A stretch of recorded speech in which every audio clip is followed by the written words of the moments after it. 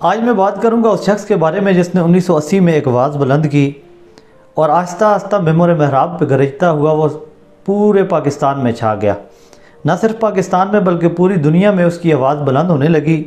اور لوگ اس کو جاننے اور پہچاننے لگے۔ یہ وہ شخص تھا جس کو دنیا مولانا حق نواز جنگوی شہید کے نام سے یاد کرتی ہے۔ مولانا حق نواز جنگوی 1952 میں جنگ کے ایک گاؤں میں پیدا ہوئے۔ مولانا حق نواز جنگوی شروع سے ہی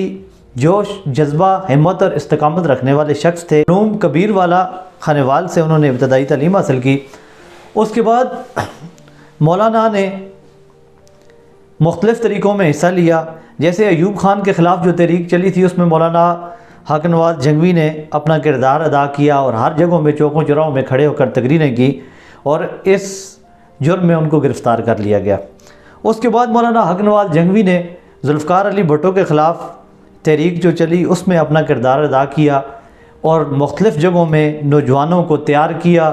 اور یہاں تک کہ مولانا حق نواز جنگوی کو ایک مرتبہ پھر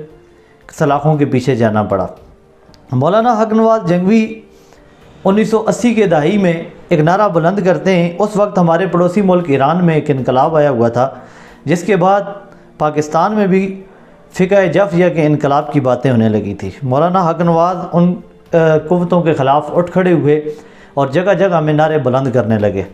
یہاں تک کہ ان کی آواز طول و عرض میں پھیلنے لگی اور مولانا حق نواز مختلف جگہوں میں قید، جیل، ہتھکڑیاں پہنتے رہے، مگر وہ اپنا نعرہ لگاتے ہی رہے، یہاں تک کہ ایک وقت وہ آن پہنچا کہ الیکشن آ گیا اور مولانا حق نواز جنگوی نے سیدہ عابدہ حسین کے مقابلے میں الیکشن لڑا۔ مولانا نے اپنی تقریروں میں اعلان کیا اپنے فریقین مخالف کو کہ مجھے دوسرے فرقے یعنی اہل تشیع کی ووٹ کی کوئی ضرورت نہیں، جو اہل تشیع ہوگا وہ مجھے ووٹ نہیں دے گا، مجھے صرف اہل سنت ووٹ دیں۔ اور مولانا حق نواز جنگوی اپنے 38,000 کے مقابلے میں 47,000 ووٹ والی عابدہ حسین سے الیکشن ہار گئے۔ اس کے بعد 1990 میں 22 فروری 1990 میں مولانا حق نواز جنگوی کو گھر سے مسجد جاتے ہوئے نامعلوم افراد نے گولیوں کا نشانہ بنا دیا، جو زخمی حالتوں میں اسپتال پہنچاتے ہوئے ہی دم توڑ گئے۔ وہ اپنی تقریروں میں ایک بات کہا کرتے تھے کہ مجھے مار دیا جائے گا، مجھے جیلوں میں ڈال دیا جاتا ہے، مجھے مار دیا جائے گا، میرا نام مٹانے کی کوشش کی جائے گی، لیکن میں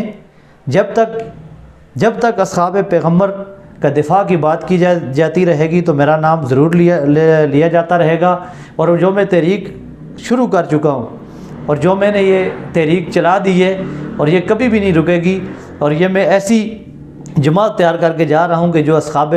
پیغمبر کا دفاع کرتی رہے گی، امہات المومنین کے تحفظ کے لیے نکلتی رہے گی۔ اور اس کی مثال یہ ہے کہ آج ان کے جانے کے 30 سال بعد بھی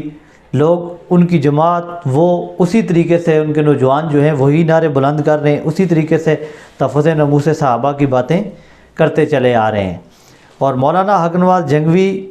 کی شہادت کے بعد ان کی جماعت کے مختلف لیڈران ان کے منصب پر آتے رہے،